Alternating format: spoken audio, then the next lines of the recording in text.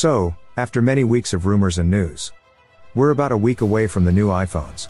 Apple has already announced that they will keep the iPhone 14 event on September 7th, and as the event is fast approaching, rumors are becoming more and more concise. We have tons of new information to talk about the iPhone 14 Pro variants.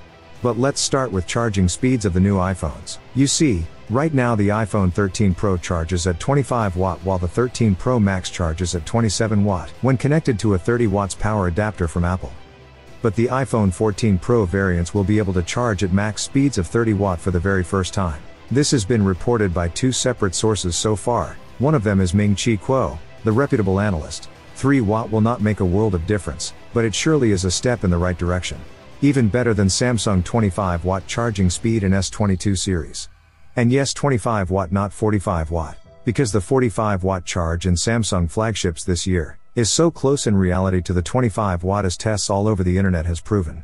Since Apple is switching to USB-C next year, we might see even faster charging speeds since USB-C is faster than the current Lightning port. Next is the camera. We know that the iPhone 14 Pro models will get a huge upgrade in the camera department. Specifically the main camera, it's getting upgraded to 48 megapixel with a bigger sensor.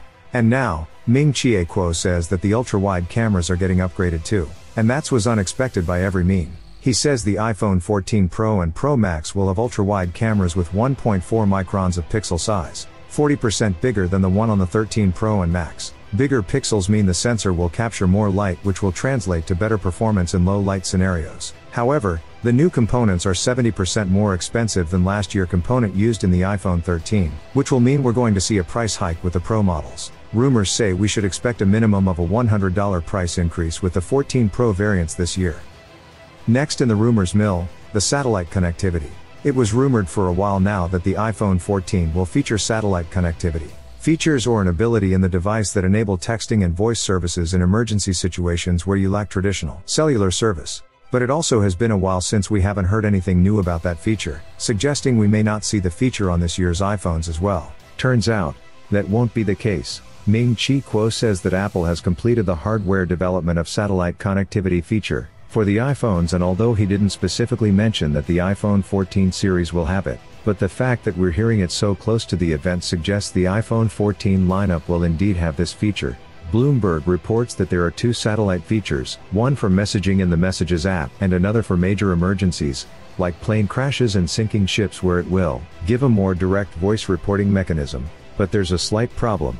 Even though the hardware is ready, Apple still needs to negotiate a business model with carriers if it wants to include it. And since satellite networks typically work worldwide, Apple may have to strike deals with international carriers and potentially governments, as well. So there's no way to say with 100% certainty what's going to happen, but here's hoping that Apple manages to strike a deal with carriers. With that being said, I have one question to you all. Is this feature important to you? And will it affect your purchasing decision? Please feel free to write down your opinion, and as always, hope to see you all well tomorrow. Peace out.